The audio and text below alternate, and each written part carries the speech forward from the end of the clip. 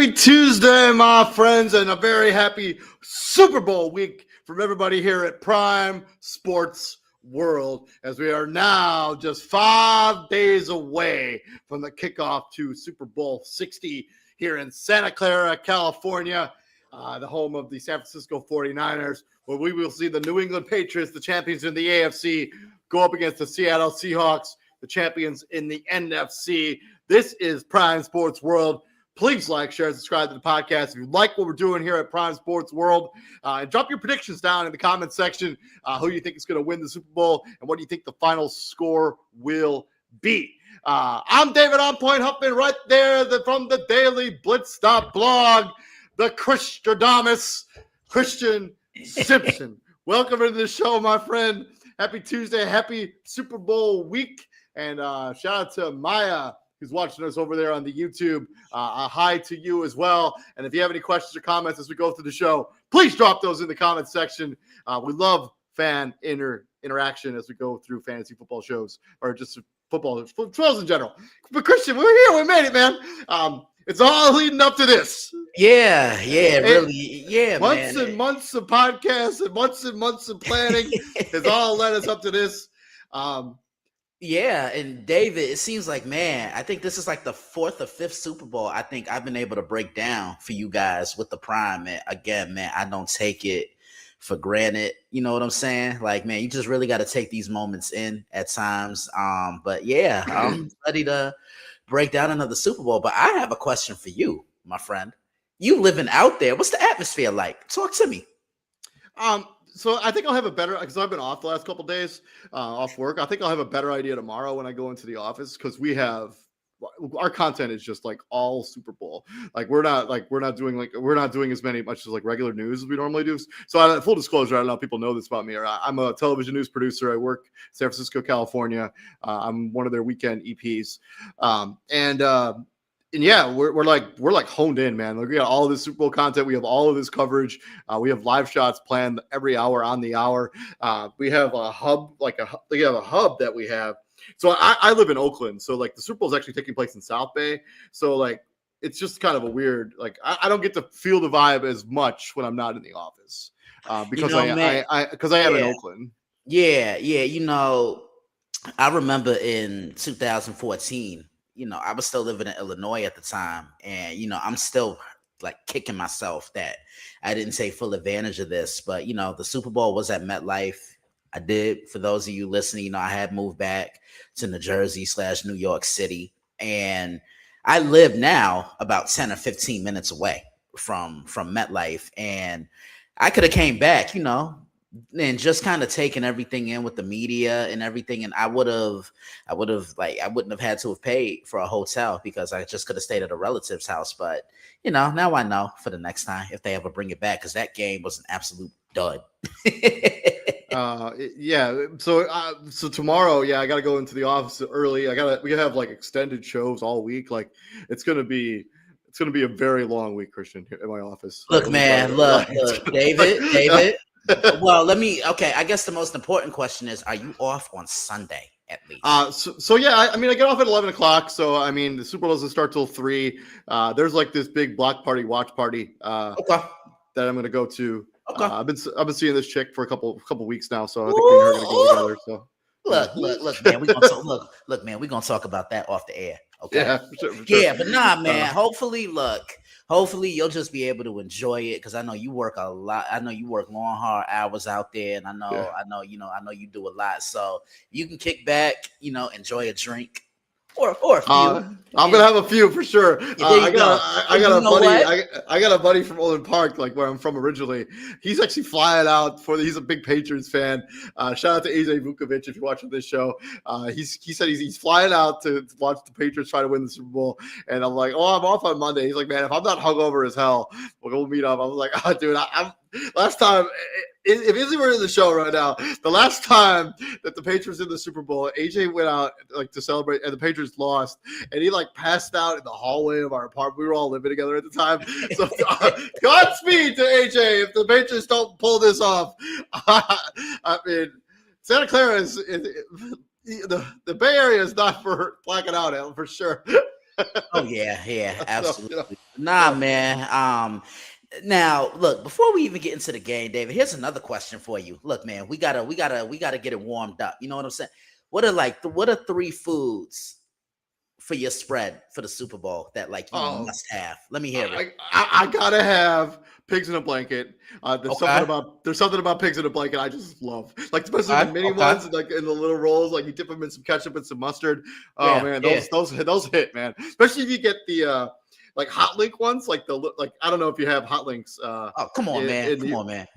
so no, but for real, I had never heard of it until I moved here to California, and then like I was at this barbecue, and they gave me this hot dog. I was like, so I started taking a bite. I'm like, man, what is this? They're like, oh, it's a hot link. I'm like, how have I not known about this my whole freaking life?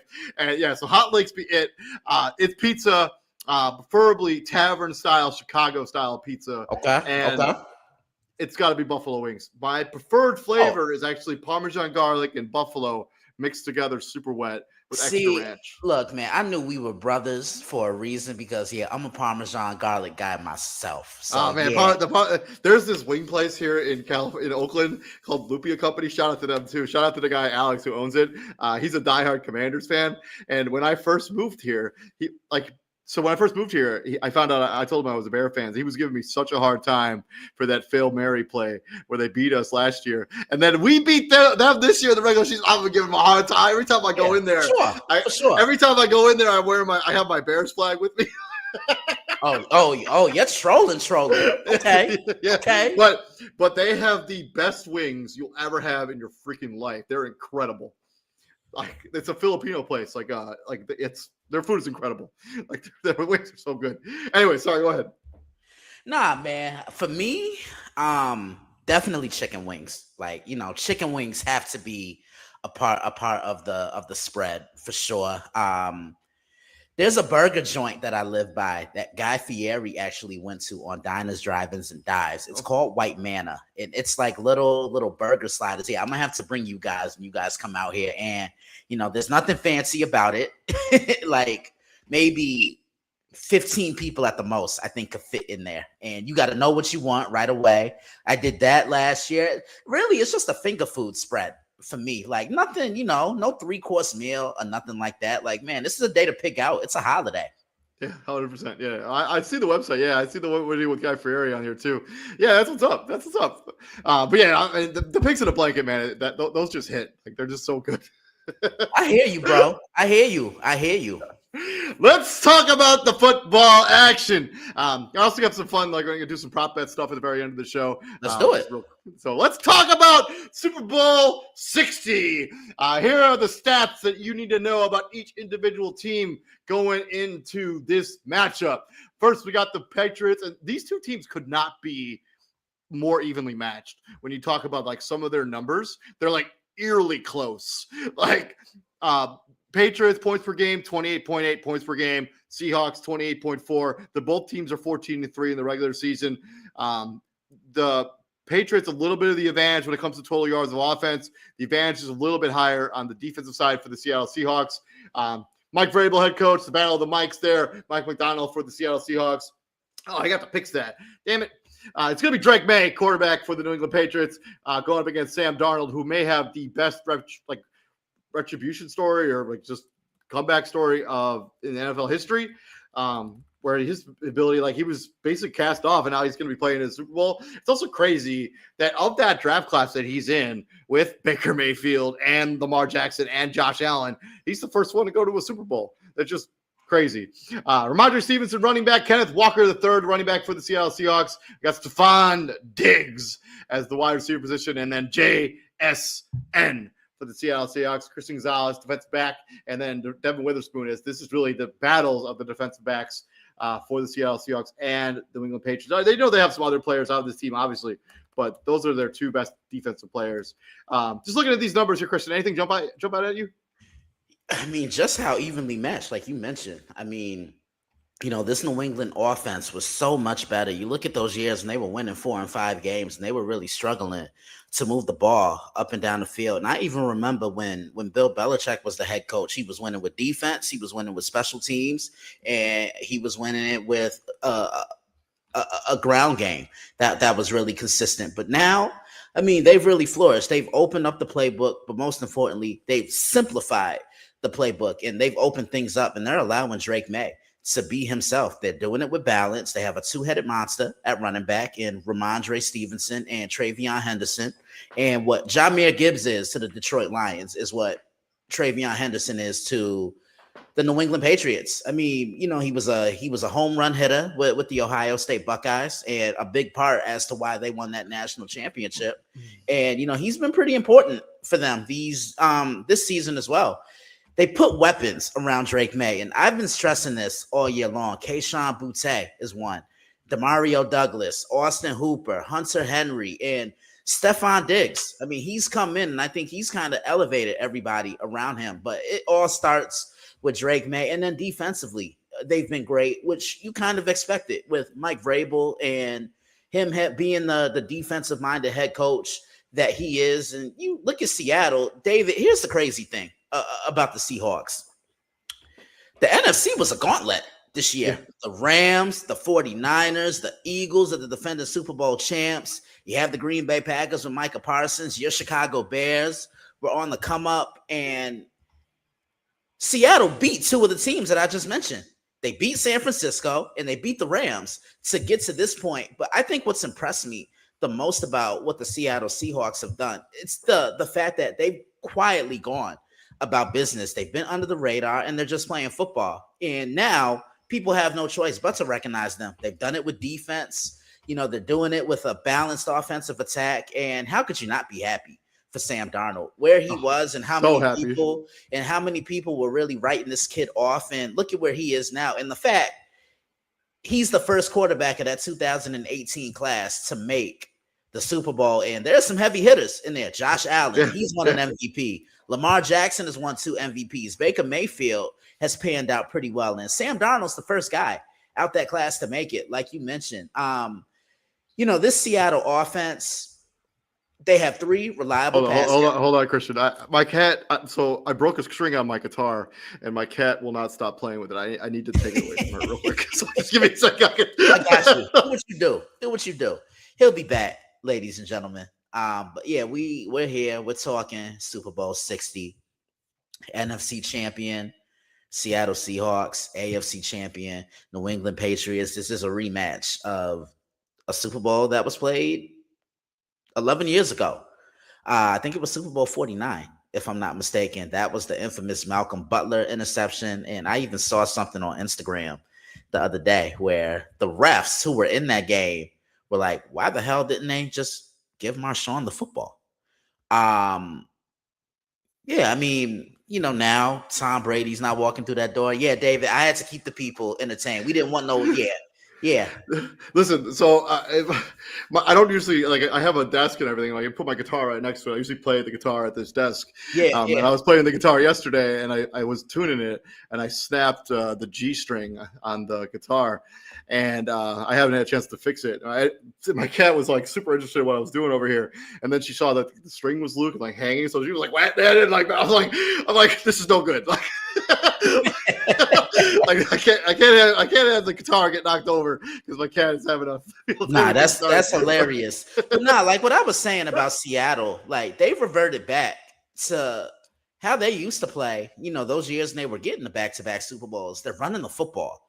Kenneth Walker III has really come into his own. I know they're missing Zach Charbonnet, but defensively, this has really been their calling. And Mike McDonald, he's elevated this defense. What he did with the Ravens is exactly what he's doing with the Seahawks. But I think what really stands out to me with the Seattle offense, they have 3 reliable pass catchers in Cooper Kupp, a guy that's been here before, Jackson Smith-Njigba, who's really elevated himself, I think, into a top 5 wide receiver, and Rashid Shaheed, a guy that can really take the top off the zone coverage.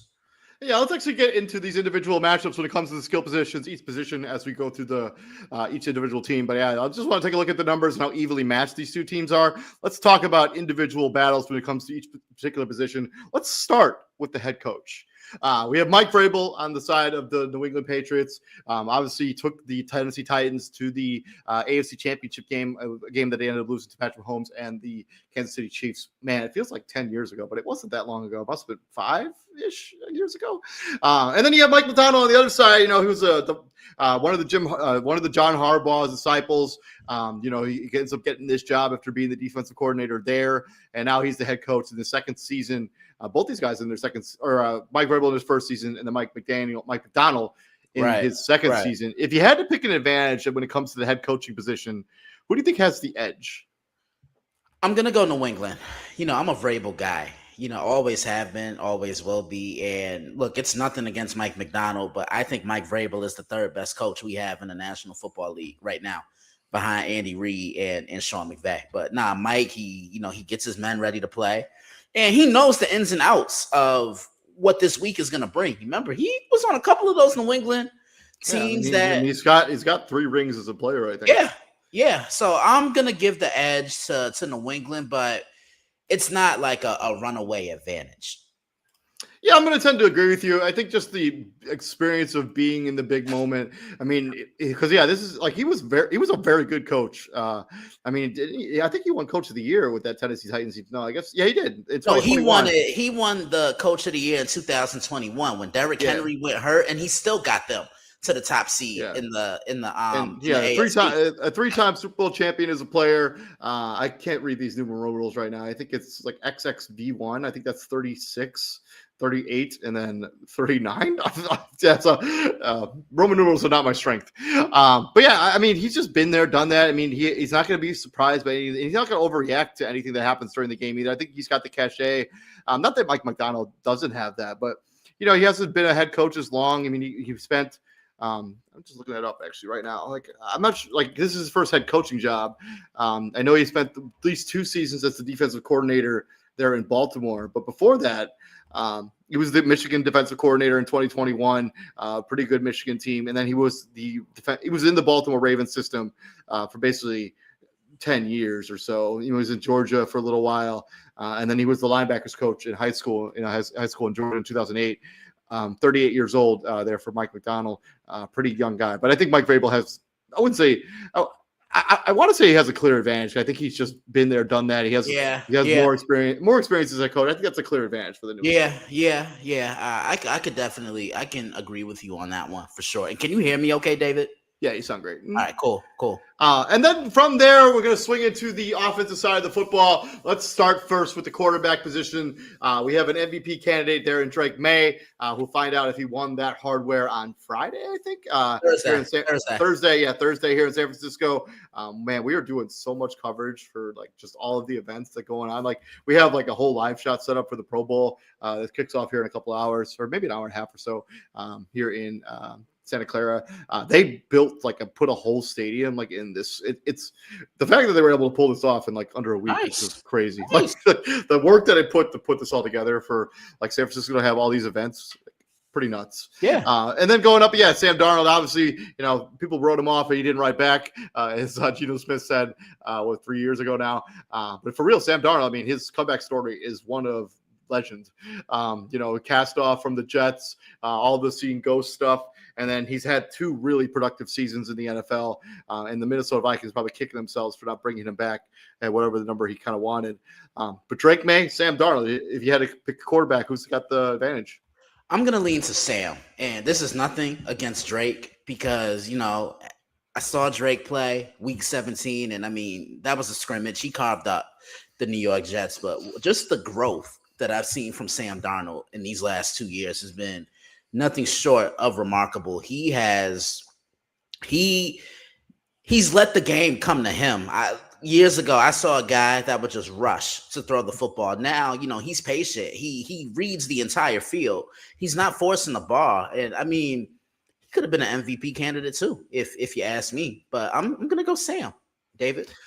I think it's really like a razor's. It's close. It's like a razor's. I'm going to go Drake May. I think he has been a better player this season with less around him. I just don't think the offensive line the New England Patriots offensive line is as good as the one there in Seattle. I mean, I guess we'll talk about all that stuff, and I don't think the weapons are either as good as they are in Seattle. So I think Drake May has done more with less, and his growth and elevation has been just outstanding. I know he hasn't been good in the playoffs. He's had actually a pretty forgettable playoff run. They've kind of won despite of Drake May over the last couple of games. But I mean, he's still, his regular season Bredeke speaks for itself. And I don't think anything else needs. I think Drake. I got to give the advantage to Drake May. I think he's been better with less around him. I think honestly, if you were to pick one over the other, I don't think anyone would necessarily be wrong per se, because the things that I've seen Drake May do this year, to be so young at 23 years old, and just how, he's able to evade pressure. He doesn't take sacks. If a guy's not open, he's going to run it. He's mobile. And then Sam Darnold on the other end, I mean, what he did in the NFC Championship game was the best I think I've ever seen him look since he went toe for toe with, in my opinion, the favorite to win the MVP in Matthew Stafford. He went throw for throw, pass for pass, and didn't back down. From there, we're going to talk about the offensive weapons for both these two football teams. First, starting at the running back, so we got Kenneth Walker the third for the Seattle Seahawks, and then in the wide receiving, we got JSN, Cooper Kupp, and Rashid Shaheed, and then Jake Bobo as the fourth wide receiver there for the Seattle Seahawks, and AJ Barner as the tight end for the Seattle Seahawks. The fact that he got that over is just wild to me. Anyways, on the other side, we got Ramondre Stevenson, Trevion Henderson, Stephon Diggs, Keyshawn Boutte, Hunter Henry, Austin Hooper. Also, shout out to Austin Hooper, Bay Area native, playing in his second Super Bowl. He was part of that Falcons team that got to let that 28-3 lead slip away. But in terms of weapons, which do you think has the advantage? Patriots, Seahawks? This is close too. I mean, wow. With all due respect, I'm not so sure. I think I personally think the Seattle Seahawks. I think the offensive weapons in Seattle.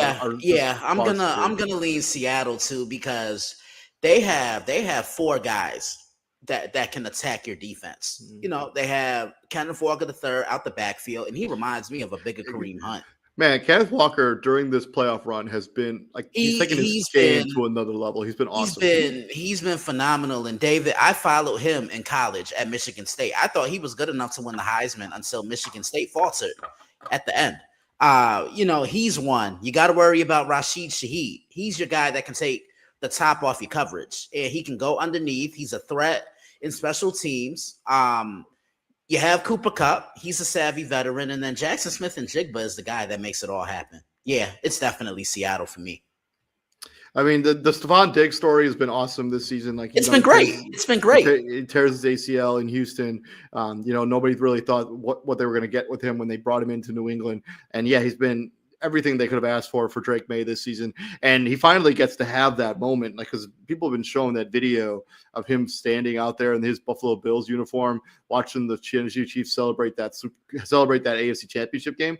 And now he finally got it going into the Super Bowl. And I think, the two-headed monster of Ramondre Stevenson and Trevion Henderson, it's close with Kenneth Walker. But I just think that he is such a dynamic player, and he kind of does what both of those guys do for New England, only a little bit better. I mean, he doesn't necessarily have the crazy home run threat that Trevion Henderson has, but he does have a little bit of that. I mean, yeah, no, I agree wholeheartedly. But yeah, I think the problem with I think it's that third wide receiver. I think that's really where kind of you look at the Seattle Seahawks. I'm like, yeah, they have a clear advantage there. Exactly. I agree.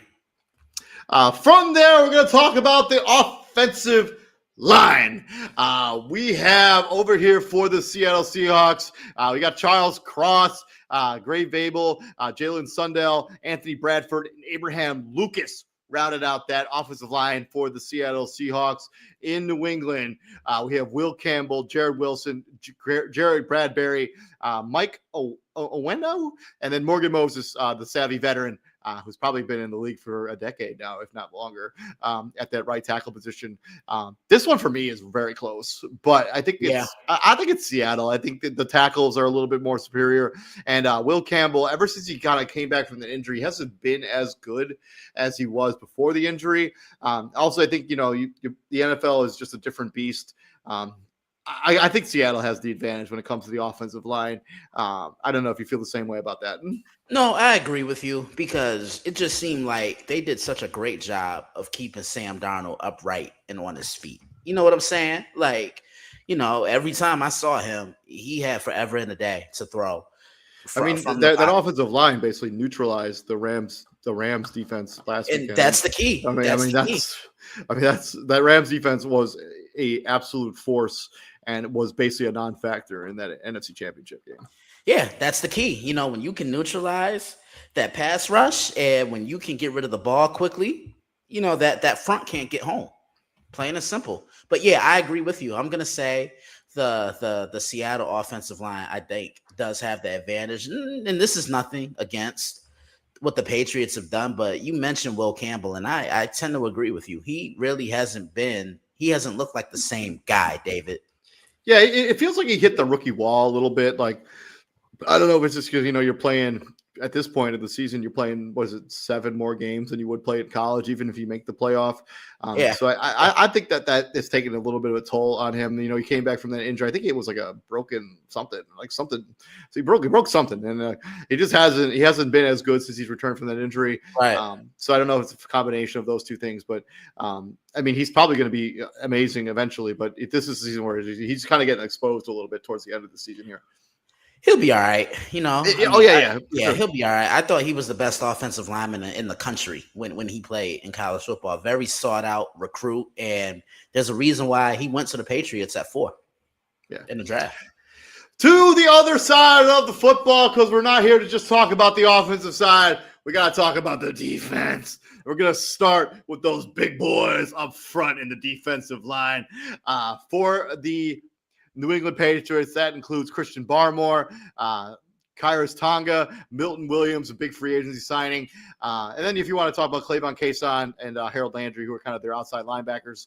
On the Seattle side, they play a 4-3. So we got DeMarcus Lawrence, who has been kind of rejuvenated in Seattle, Byron Murphy III, Leonard Williams, and Derek Hall. We'll talk about the linebackers separately. But this talking about defensive line, if this is going head-to-head, tat for tat, along with Jaron Reed, who's also on this football team for the Seattle Seahawks, is one of their key reserves. Who's got the advantage there? I'm going to go Seattle.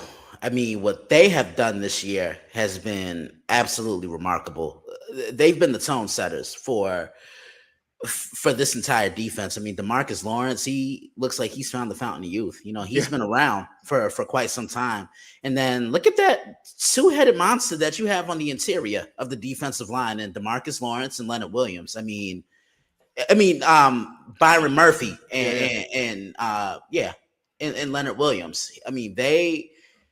It's tough to run on them. They're going to force you to bounce outside. You're not running up the middle on those guys. And then you have Hall on the edge, and they all do their own thing. They stunt, they can collapse lanes, they all can collapse the pocket, they all can get after the quarterback. It's Seattle for me, David.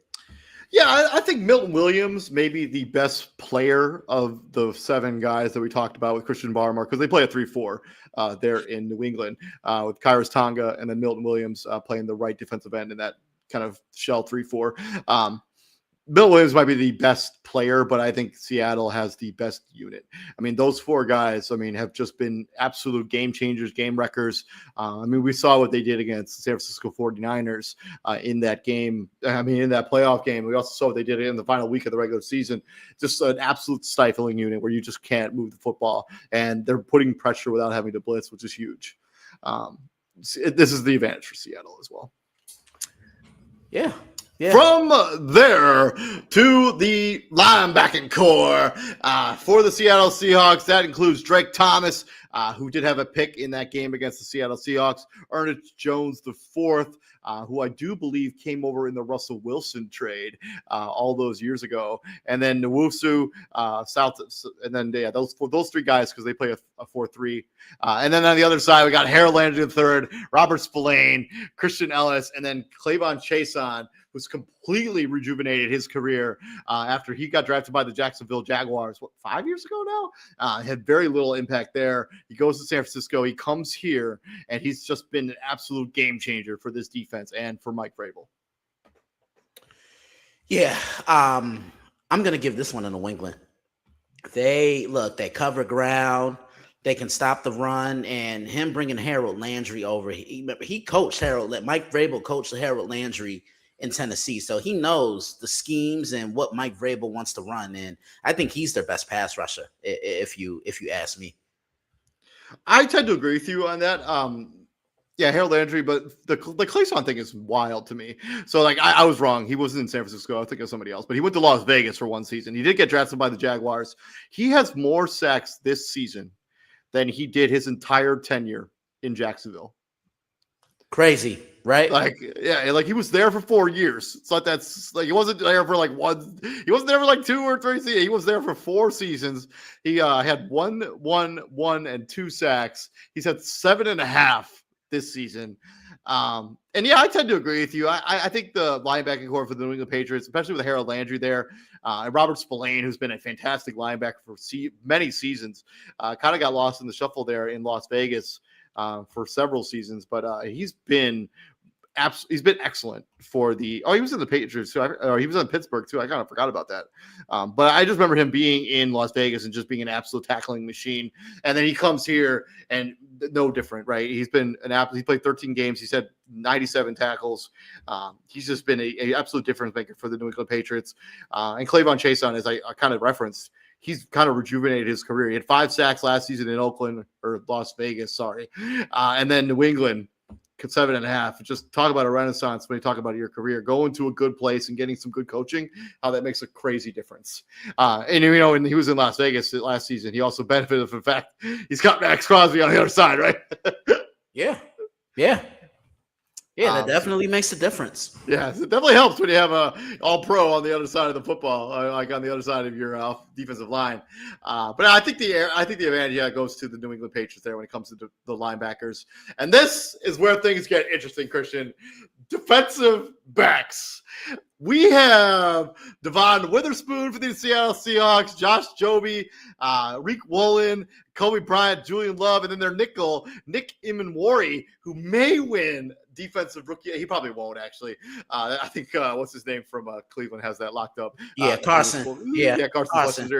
Yeah, Nick Imanwari finally said that name correctly, so good for me. But that is an absolute stacked secondary. And not to be outdone, the secondary for the New England Patriots, Carlton Davis III, Jalen Hawkins, Craig Wilson, Marcus Jones, who I think has a bunch of pick sixes in this season. And then the crown jewel of this defense is Christian Gonzalez, who might be the best corner in the NFL today. Christian. Yeah, I'm stumped, David. This one could really go either way, and I don't want to give a draw, but wow, I'm gonna go Seattle slightly because Nick Imanwari has really come in, and he's been a tone setter. He's been awesome. He's been so good. Listen, what he did at South Carolina is exactly what he's doing for the Seattle Seahawks. He's rangy. He can play in the box. He can cover tight ends. He can cover running backs in the flat. You can send him on a blitz. You know, I just think the guys on the Seattle secondary, they're a little bit more versatile because they do a little more. So I'm going to say the Seahawks. I'm going to agree with you on that. I think this is stupid close. Like, I just having Christian Gonzalez on your team with the New England Patriots is such an absolute game. He's been a steal. They took him 16 overall. I think 3 other corners went before Christian Gonzalez in that particular draft, including Devon Witherspoon, I'm pretty sure, or Devon Witherspoon. Yeah, 17 by the New England Patriots. He's been everything you could have imagined. I mean, his rookie season was cut short due to an injury, but ever since then, man, he's absolutely hit the ground running. He's been a multiple-time Pro Bowler, multiple-time All-Pro. Christian Gonzalez is probably the best corner in the NFL. But when you talk about a collective unit, we're talking about more than just one guy, and the advantage goes to the Seattle Seahawks. Yeah. Yep, I agree. From there, we're going to talk about the X factor, the third element that we don't talk about as much, but because of the third element, the Los Angeles Rams are not playing in this game. We have the special teams on the New England side. We got Andy Borgagels. I think that's how his last name is pronounced. Their punters, Bryce Behringer, Marcus Jones, who's got a crazy amount of returns this season as the punt returner. Kyle Williams is their kick returner, and Julian Ashby is the long snapper for the New England Patriots. On the other side, a very reliable kicker in Jason Myers, Michael Dixon, who's been a very reliable punt returner or punter in this league, and then Rashid Shaheed, the speedster, is their punt returner and kick returner, who already has at least one house call in this playoff run. I think he took the opening kick, right, in that game against the 49ers. Yeah, he did. In the playoffs, yeah. And then Chris Stoll is their long snapper. If you had to pick an advantage between special teams, who's got it? It's going to Seattle. Yeah, it's going to Seattle just due to the simple fact, the Shaheed factor. I think really screams volumes because he can impact the game. You know what he is, David? What Marvin Mims is to the Denver Broncos, that's what I think Rashid Shaheed has become to the Seattle Seahawks. I tend to agree with you on that. I think for me, I think it's more about the kicking game, right? And that too. I having Jason Myers, a kicker who's been in the NFL. So Andy Borgales. I'm sorry. I'm just Andy. If you're watching the show, which you're probably not, I apologize for butchering your name. All respect, you've been awesome this season, but this is your first season in the NFL. You missed 5 kicks this season. Pretty good averages. You made all of your kicks 50 plus. 59 is the long, and that's pretty good resume for a kicker in your first NFL season. But Jason Myers has been there, done that. He's as established a kicker as we have in the National Football League, and he's accurate as hell. 85.4%. He's not missed an extra point this season. He's been in the NFL. He's 34 years old. He's been in the NFL over a decade now. I got to give the advantage to the Seattle Seahawks. I think they have a better, and then Rashid Shaheed, I think, even though Marcus Jones, I think, leads the NFL in yards when it comes to punt returns. Fairly certain. So, yeah. So I'm definitely giving the edge to the Seattle Seahawks. I don't hate that. Now let's talk about the other one, the 12th man for both of these two football teams, the fan base. Which of these fan bases gets the advantage, Seattle or New England? Wow. I mean, look, the Patriots have a big fan base. Let me tell you, when I went to that game against the Jets, David, I saw more Patriot fans than I did Jet fans. That was a de facto home. Yeah, that's not that far though. I mean, it was like but still, a 3-hour drive to get there. Yeah, from Boston. Seattle fans, Seattle fans show up too. They really do. I think we may see more Seattle fans at this game than we do New England fans because I don't know how far of a drive that is from Washington. It's far. It's over 8 hours. Oh wow. Yeah, it's pretty because you got to drive all the way. Like you basically got to drive the entire distance to Portland, and there's not like a great way to go because you have to like drive through the mountains and shit. Wow. Yeah. But it's a pretty far drive. Like you're not just gonna drive for the game. Like you have to kind of plan it out. Honestly, I'm gonna go New England here. Like these fans are passionate. You know, they're back. They're here like they never left. You know, and it's not anything against, Seattle. Well, that's actually 13 hours. Wow.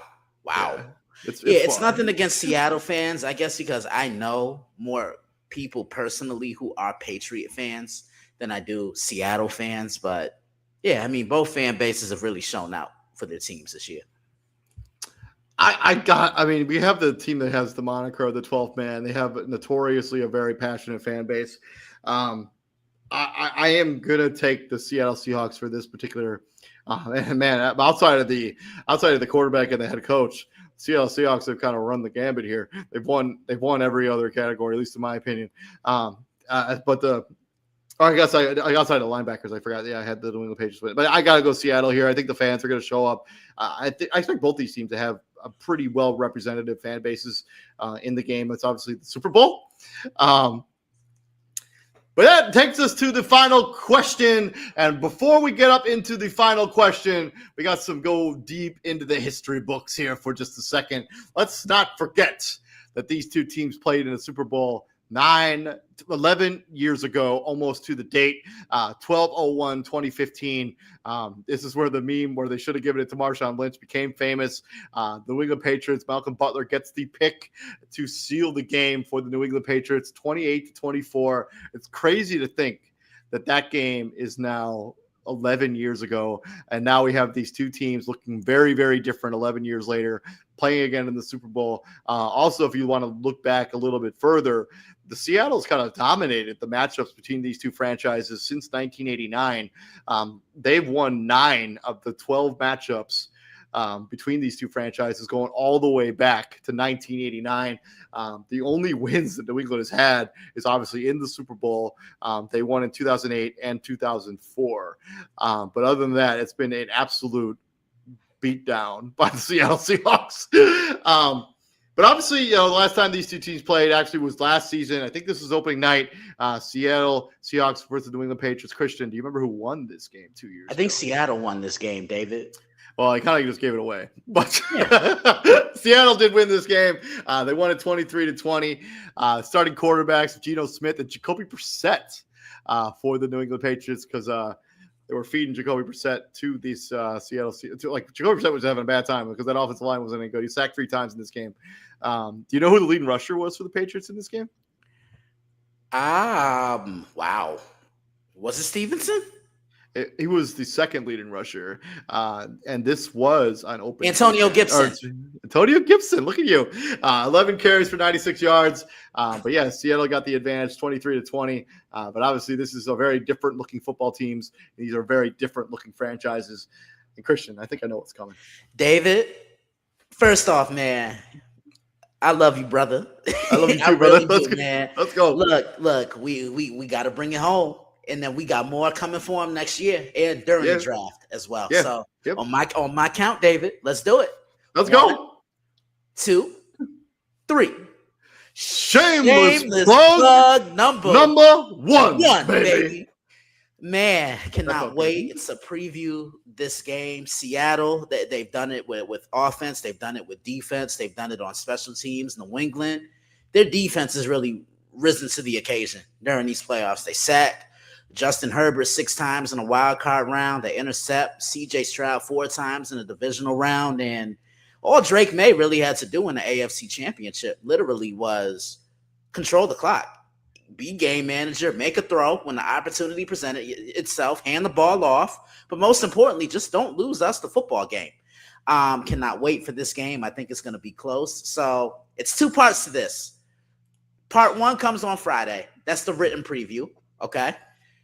Sunday, I will be filming a video, continuing my preview. So that'll be part 2 of my Super Bowl preview. And it will be up a couple of hours before Super Bowl. And everybody I contribute for on the radio, such as David right here and all the others, they will be tagged in the video and it will be all over social media.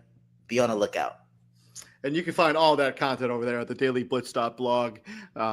Just keep an eye out for all of Christian's content. I'm not going to make you wait till Friday or until Sunday morning to get my prediction. I'm going to go with the Seattle Seahawks. It's tough for me because I do think they have the ultimate X factor, because I think Drake May is the ultimate X factor in this particular game. Like, if he plays well, they have absolutely every chance to win this game, because his best is as good as anybody in the National Football League. At least this season it has been. Drake May has he's just elevated himself to like like an upper tier pantheon quarterback play. Just one really great season. And I know TJ, if he was here, they'd be like, "Oh, you got to do it again." But I'm convinced that he's ready to go. Like he's gone toe to toe with some of the best quarterbacks in the NFL, and he's come out victorious. And we cannot take that away from him, what he's done this season. And people want to complain about the schedule and complain about his, how he's looked in the playoffs.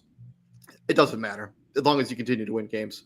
But he's been outstanding this season. But when you look at the Seattle Seahawks and you look at their roster, they're just a more complete football team, in my opinion. I think they have better weapons on the outside. I think they're stronger in the trenches on both sides of the football. And these kind of games are won and lost in the trenches. I'm going to take Seattle. I think if we get like as Izzy likes to say, a virtuoso Drake May performance, I could see a scenario where New England pulls this off. But I'm gonna go with Seattle. I just think that they have a better football team on paper, and I don't know we don't play games on paper, but I make predictions on paper, and I'm taking the Seattle Seahawks to win the Super Bowl and hoist the Vince Lombardi Trophy. If I had a prediction for Super Bowl MVP, I'm gonna go JSN. No, I like that one. No. I'm taking that back. I'm going to go Kenneth Walker III. I think JSN is going to be locked up by Christian Gonzalez for majority of the game, and I'm not sure how much a factor Christian Gonzalez is going to have in this game. Or JSN, sorry, because Christian Gonzalez is that guy. It'll be a fun game, man. Can't wait to talk about it, and can't wait to, just continue to see what's going to happen leading up to the game. Going to go watch some of this media coverage, and can't wait to drop a preview. I know we have NFL honors on Thursday, and that's when we find out every award winner. We find out who wins the Walter Payton Man of the Year award, and that I think that's the toughest award for one to hand out to, because everybody in the NFL does such great stuff with the community. That's what I'm saying. Like, how can you really narrow that down to one? And then, of course, the one thing I always look forward to, I can say this year, I'm really not looking forward to it, and that's the announcement of the Pro Football Hall of Fame class. Yeah. Before we get up out of here, though, different than what we normally do. So there are a bunch of prop bets for the Super Bowl. Christian, me and you are just going to go through them real quick. Let's do it. I just want to see how we do on this. All right. So Charlie, somebody's singing the national anthem, Star Spangled Banner. Do you think it's going to be over or under 2 minutes? I say slightly over. I'm going to go over 2 minutes. I'm saying coin toss, heads or tails? I'm going to go tails. I'm going heads. Team wins the coin toss, New England or Seattle? Seattle, but they defer it. I'm going to do that same thing. Yeah, I think Seattle's going to win the coin toss. How will the first down be gained? Run, pass, or by penalty? I think it's going to be a run. If Seattle has the ball, they're going to feed Kenneth Walker. I think that offensive line, they're going to get the necessary push up front. It's either going to be that or it's going to be a screen pass to JSN. I'm gonna go passing play. I think it's gonna be a passing touchdown. What will be the first scoring play? Will there be a field goal, a touchdown, or the rarely seen safety in the Super Bowl? I think it's gonna be a running play. Seattle likes to run the football, David. I'm going field goal. I think the first score will be a field goal. Okay. Who's gonna be the team to score first, New England or Seattle? I'm gonna say Seattle. I'm going to go New England. I think Andy Borjagles is going to get the first field goal of the game. Okay. With the first touchdown, will that player have an odd or an even numbered uniform? I'm going to say even. I'm going to go odd because I think is it JSN's number 11? He may Kenneth Walker. You know what? I'm going to go even. I think Kenneth Walker's 8, Stephon Diggs is 8. I think one of those two guys, and then both the running backs for the Patriots both have even numbers. Yeah. So I'll go even. How will the first turnover of the game occur? Either there'll be a fumble, interception, or no turnovers at all. I think this is going to be a fairly clean game. Both quarterbacks take tremendous care of the football. I don't think we're going to see any turnovers, David. I'm going to go fumble. I think Drake May has a fumble in this game. Or, a guy who's kind of cleaned this up throughout the season. Emmanuel Stevenson used to be notorious for fumbling. So I think there's going to be at least one fumble in this game. Okay. This is a commercial question. After kickoff, which product will be advertised first? Beer, chips, vehicle, a TV show, soda, or other? I'm gonna say it's a food item. I don't know which one, but I think it's gonna be a food item for sure. I'm going to go beer. I think beer will be the Okay. first commercial Okay. after the kickoff. After the kickoff, which sideline will have the first report? Either the New England or Seattle sideline. I'm gonna go New England. I'm going to go Seattle. I think they're technically the home team. After kickoff, which head coach will be shown first? Either Mike Vrabel or Mike McDonald. Vrabel. I'm going to go Vrabel too, because I think they'll talk about his coaching career Yeah. a little bit. Which side of the ball will be penalized first? Offense, defense, or special teams? I'm gonna say defense. I'm going to go special teams. I think they'll be like an illegal block on the back, maybe on the kickoff. Okay. Will either quarterback throw for 300 yards? Yes or no? Yes. Yes. I think so too. Yes. Will any player have 75 yards rushing? I'm going to go yes on that one as well. Absolutely. Will either JSN or Stephon Diggs score a touchdown? Yes or no? Absolutely. Yes. I'm going to go yes on that one too. Will pass rusher Clavon Chason or DeMarcus Lawrence record at least a half a sack? I'm going to go no. I'm going to go no. I think DeMarcus at least gets one. Yeah. I'm going to say DeMarcus gets one. Will either kicker miss a field goal or extra point? I'm going to say no. No. Will any player score multiple touchdowns? Yes. I'm going to go no. I think this is going to be a pretty balanced attack for both of these two teams. Will either high-powered offense have a play of 50 yards or more? Yes, I say Seattle. I'm going to go yes too. I think Trayvon Henderson might break one. I can see that, and he needs to show up because where's he been? Yeah, that's true. Will any ruling on the field be overturned upon replay review or replay assistance? I'm going to go yes. Yeah, I can see it. Will either team score a defensive touchdown, a special team touchdown, or a safety? I'm going to go no. Yeah, I don't see it happening. I say no. Will any quarter of this game have no points whatsoever? I can see the first because usually, both teams are still trying to get a feel for one another. So I can see it. I'm going to go yes too. And then swinging into the quarter conversation, which of these do you think will be the highest scoring? 1, 2, 3, or 4, or 2 will have the same exact score?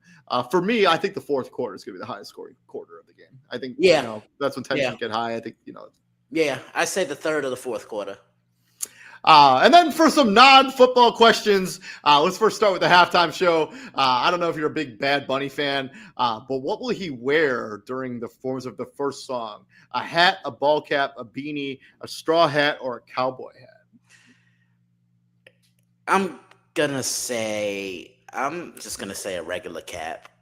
Yeah, yeah. I'm not a huge bad yeah, Bunny me neither. Fan, so I don't. Yeah. I'm gonna go straw hat because I think the straw hats are fun. So I'll go with that.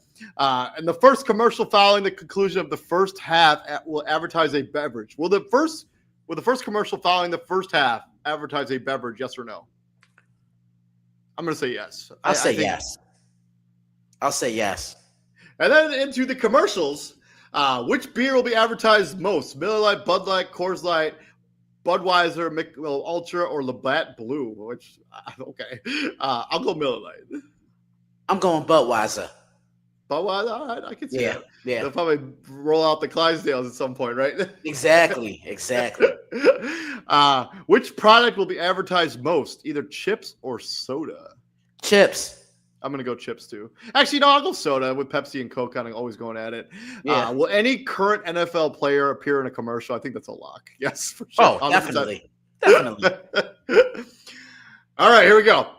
Which color Gatorade will be dumped on the winning coach? Your options are red, blue, orange, yellow, clear, other, or there will be no Gatorade whatsoever. I say blue. Man, blue is my favorite Gatorade. Nah, man, orange is my favorite one. But yeah, I give say me blue. The blue one is iconic. I'm gonna go red. I think the red one's gonna be the one. And then for the Super Bowl AVT, who would they thank first? Their God, teammates, coach, the city/fans, the owner/GM, their family. They don't thank anyone, or they thank somebody I didn't mention. Like, Man, that's a good one. Damn, these are kind of stumping me. I think it's gonna be God. Like every Yeah, I time think we like I think the it's gonna be glory the of man God. above. Yeah, I think it's Yeah, gonna be the man above. Yeah, I think so. So yeah, yeah. but yeah, that's been that's a bunch of the prop bets that I found on this website. If you what do you guys think about any of those questions? Leave those down in the comment section. Thank you very much for joining us and hanging out with us all season long here at Prime Sports World. We appreciate your constant fan support. I'm David Huppin, and from the Daily Blitz.blog, Mr. Christian Simpson in the house. And this is not the end of the NFL content. Obviously, we're going to do a top 10 mock draft tomorrow. Just kind of get into kind of just off-season stuff.